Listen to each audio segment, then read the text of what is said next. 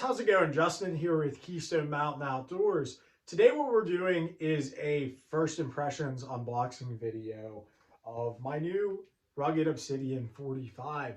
This is Rugged's 45 caliber pistol can. It's widely regarded as one of the best, if not the best, pistol suppressor, at least for 45 cal out there. The 9mm is pretty highly regarded as well. So without further ado, let's just jump right into the video. We're going to unbox this thing. I'll show you exactly how it comes. We'll talk about some of the features, and then we'll go out to the range and put its first few shots through it.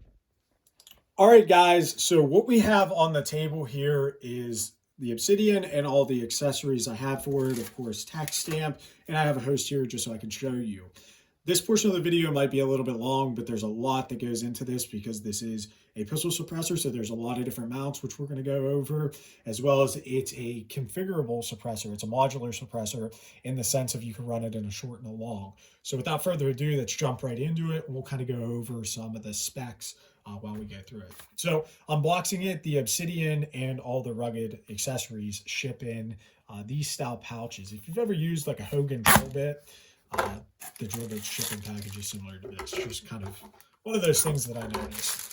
So it's going to come in this plastic pouch, and you're going to get the suppressor. You're going to get your owner's manual, which is pretty comprehensive. As I said in other videos, I have got some suppressor manuals that were pretty lackluster and didn't even talk about the can that I had. It was like an outdated manual or something. And they give you some stickers. What's cool about the owner's manual, again, is the fact that they go into pretty great detail. So if you have any questions, make sure to check here. Obviously, kind of common sense, but they do kind of go into a lot because there's a lot to talk about with the suppressor. So as you can see, there's a line here, and basically what it is that's where the suppressor breaks apart. So your 45 can, it measures 8.6 inches in the long configuration, and if you shorten it, it'll be 6.7 inches. As far as weight, you're 12.8 ounces in the long, and you are 10.7 in the short. So shortening it up a little bit makes it a little bit more wieldy. This is a long suppressor in the long configuration. However, the reason why they had to make the suppressor so long is to get pretty good performance. Again, it's a pistol suppressor, so it's made of like lighter materials, I guess you could say, than a rifle suppressor. The outside, the tube of this suppressor is made of aluminum, but the baffles are all 17.4. So this is full auto rated for pistol calibers, and it's rated for some rifle calibers on 16-inch barrels, such as 44 mag, 4570, and also 450 Bushmaster. So if you have a 4570 with a threaded barrel and it's got a 16-inch or longer barrel, you can run it with your Obsidian. So this gives you a lot of modularity in the sense of it can run pistol calibers, it can run some rifle calibers.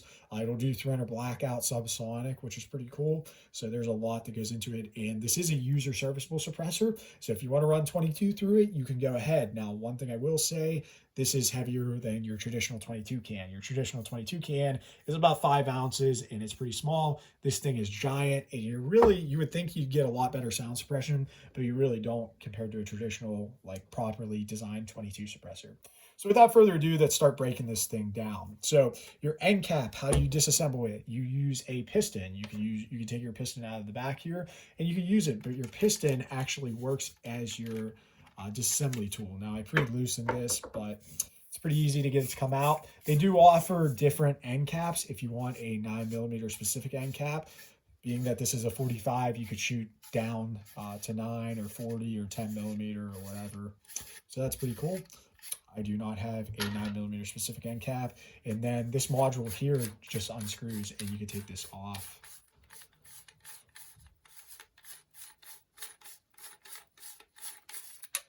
And then if you want, screw your end cap back in.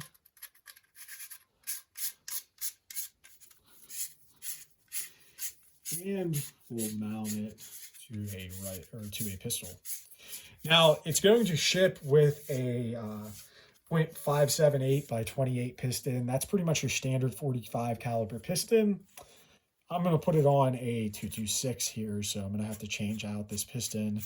My 226, I have a half by 28 threaded barrel. So the piston, in order to change this, so if you're not familiar with the booster assembly, I'll give you a real quick rundown on it. This is a booster assembly, piston assembly, Nielsen device. There's a couple different terminology for it. Essentially what it is you have a piston, you have a spring, and then you have your basically retainer that holds it into the suppressor. If you want to change to different threaded barrels or whatever, like I said, this is 0.578 by 28. So this is pretty much your standard 45 caliber threaded piston. If you wanted to go with, say, a 1/2 by 28, which is a standard 9mm thread pitch or 22 thread pitch, you basically put this on and you put your spring back over it and you put your retainer back over it and you screw this into your suppressor. Now, the reason why you need this Nielsen device, piston assembly, booster assembly, whatever you want to call it, this allows your barrel to tilt. So most of your pistols, your SIGs, your 226s, your 320s, your Glocks, all that stuff, most of your pistols utilize Browning style tilting barrels. So in order for the actions to work with the suppressor on the end, you need to allow that suppressor to spring a little bit. Now you might be thinking, isn't that going to cause a baffle strike? Not really. They've been using booster assemblies and pistol cans for probably close to 100 years now. I think the first booster assembly came out back in the 40s. I could be completely wrong. Maybe it was a lot sooner, maybe it was a lot later, but they've been using these booster assemblies for years. All the big companies use them. And what's cool is you just buy the different pistons and you're able to switch them out. Also, what's cool is if you want to run this on something with a fixed barrel, say like a CZ Scorpion or something, you just simply use a fixed barrel spacer. That's the easiest way, what most people do. And basically what it does is you don't have to buy any more pistons. You just buy this fixed barrel spacer, which is typically like 40 bucks. You replace the spring with it and then put your retainer on the right way. And then you put this in the end of your can and it basically takes up the space that spring would be there. If you left the spring on and you ran it on that said CZ Scorpion or whatever the case may be, what it's going to do is it's going to spring back and forth every time you shoot it, and it could cause a baffle strike. It could also damage your suppressor or damage your barrel. So you want to make sure that if you're running it on a fixed barrel, you use one of these fixed barrel spacers. There's also like direct thread mounts that come for them. I forget what they call them, fixed barrel mounts or something along those lines. They're pretty cool. The only downside is you're going to have to buy one for every threaded barrel that you have that has a fixed barrel. Every fixed barrel that's threaded, I guess I should say, you'd have to buy one in all those thread pitches, opposed to if you buy the fixed barrel spacer, it will work on all your existing pistons. So if you have a couple different fixed barrel rifles that are threaded different, but you already have the pistons for them, it's nice to get this. Also, this helps keep the back end of your suppressor here from getting gummed up, because over time, if you use it with one of those fixed barrel mounts or the direct thread mounts, it could gum up the back of here, and then whenever you run a piston assembly, you could have problems. So that's pretty cool. Another option as far as mounting this guy, we'll put the spring back in it because we're going to be mounting it on a handgun here in a second, I promise. Another option is a 3-lug. If you guys are familiar with like an MP5 or something like that, they utilize 3 lugs. You can put 3 lugs on a lot of stuff, Chris Vectors, CZ Scorpions, all that stuff. Any fixed barrel mount or any fixed barrel firearm, you could get a 3-lug and you can screw it on the end of there. And then you can utilize a 3-lug. What's cool about the 3-lug is it's super fast. It's a true QD. It's not one of those QDs where you got to screw it on 3 or 4 turns to get it to screw on. This, you literally just put it on, pop it about a quarter of a turn, and then it locks on. So it's pretty cool. 3 lugs are awesome. So we're going to screw the 1/2 by 28 piston assembly in here. So to put it in, you just screw it in. Pretty common sense, right? And then what's nice about the way the Rugged does it is whenever you screw this in here, it's going to expose part of your piston and you can actually see what thread pitch it is. So they have it marked 1/2 by 28. So that's pretty cool. This is a 1/2 by 28 silencer coated threaded barrel on a West German 226.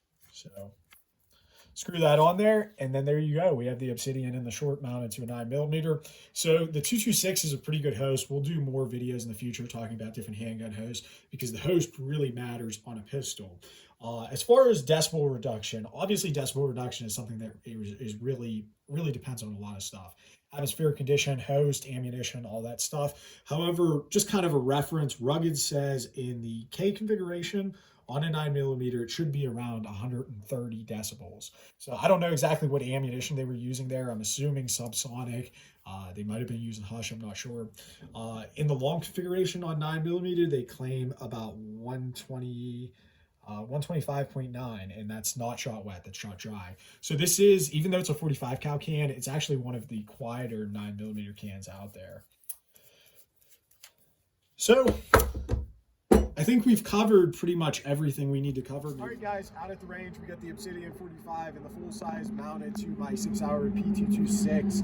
We're going to be shooting some of my hand loads. These are 147 grain, 3.2 grains of tight group. I'm not sure that these are going to lock the slide back, but we got 10 of them in here. We're just going to shoot them into the dirt for now, just so we can get a good sound characteristics of it.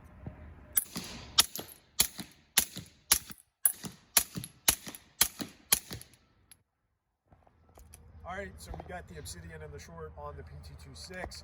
We're gonna load up. I have 2 mags.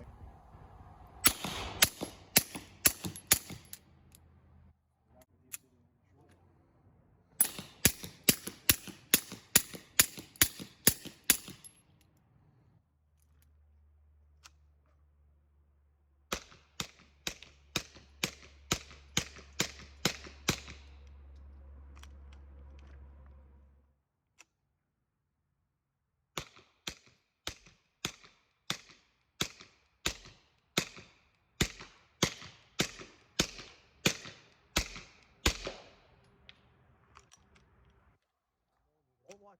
Shoot them into the dirt.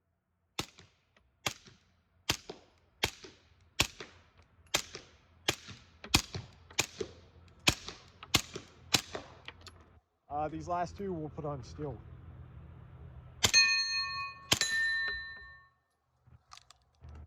Oh, I must have loaded 16. My bad. Oh well, you can see, you can hear how it sounds being shot into the dirt, and then how that steel sounds. And just for reference, that steel is about 15 yards away. Pretty good.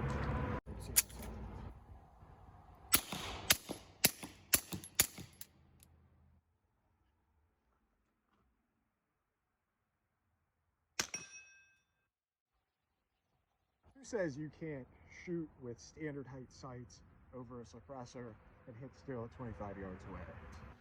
All right, guys, so I just got back from the range. We put about 600 rounds through the Obsidian 45 today. To be completely honest with you guys, I'm absolutely in love with this suppressor. I think this suppressor is an excellent can. It performs really, really good. It offers you a lot of versatility.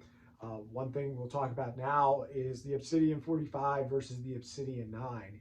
I've shot the Obsidian 9 a little bit, and obviously shot the 45 a little bit, a lot more now that I own one and I've got to shoot it as I will. But the Obsidian 45 offers you a little bit more versatility. It's not going to be as quiet in the full size configuration. In the short, it's actually quieter, but that's because the Obsidian 45 in the short is a lot longer than the Obsidian 9 in the short. The Obsidian 9 is a little bit shorter of a can in general, but it cuts in half as far as the adapt module and stuff like that. But the Obsidian 45 performs really, really well on 9. And the trade-off of a couple decibels for the added versatility of being able to run 40, 10 millimeter, 45, 4570, 44 mag through it. The list goes on. The versatility is worth the trade-off, in my personal opinion. I do plan on picking up an Obsidian 9 in the future. Rugged actually teased at SHOT Show 2020 a titanium Obsidian 9, which is going to save a little bit more weight. So I will probably be picking up one of those, and I'll probably end up taking this and dedicating it to a 3-lug or something, and then using my Obsidian 9 on pistols, being that it's a little bit lighter. That's one minor little gripe with this can. It is a little chunky. It's 12.8 ounces in the full. It does keep muzzle rise down whenever you're shooting, but doing holster draws, which I didn't do any holster draws, but doing from like the low ready, coming up on target and moving, that added weight tends to, like whenever you're trying to stop, it drifts a little bit further. It's something that you got to get used to. However, if you're trying to go for maximum speed, using a suppressor isn't always the best. The suppressor is going to add a little bit more weight to the end of your barrel, and it's going to make your target transitions typically a little bit slower. But the added benefit of the suppressor and the sound suppression is well worth it, in my opinion. I went with the Obsidian 45 over some other cans, like for example the CGS Mod 9, because the 17.4 baffles, I could throw them in my wet tumbler to clean them. or an ultrasonic cleaner if you want to go that route. If you go with something with aluminum baffles like that Mod 9 I mentioned, you have to hand clean them or get like a soda blaster, some people say. But that's just kind of another thing to buy and a kind of a pain in the ass if you decide to clean them by hand. So, you know, the trade-off is those cans are a little bit lighter than the Obsidians, but the Obsidians with the 17.4 baffles are a little bit stronger of a suppressor, and they're able to be cleaned a lot easier. As far as the tube, you don't really have to worry about the tube, cleaning the tube. If you want, you could just run a bore brush through it. The tube's aluminum, so make sure you don't throw it in your wet tumbler or ultrasonic cleaner. You can mess it up. But the baffles are what you need to clean, and they're super easy to clean. Your cleaning methods are, you know, there's a wide variety of those. So yeah, so I'm really impressed with the Obsidian 45, enough to where whenever the titanium Obsidian 9 comes out, I'll be picking up one of those. That's pretty much about all I got for you guys. I will be getting a 45 hose to be shooting this on. I didn't shoot it on 45 today because I didn't have a 45 with a threaded barrel.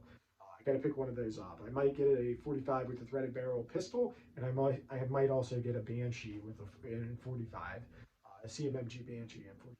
So we'll check back and we'll do updates on this. I just wanted to get my first impression video out there, what I thought of it, do an unboxing and shoot it a little bit and show you guys. So look forward to more videos on this suppressor as well as some of my other ones I have, and I have a lot of other stuff coming for the channel. Anyways, guys, that's pretty much it. I don't want to ramble on any longer. Guys, remember to train hard, shoot fast, and most importantly, be safe. God bless.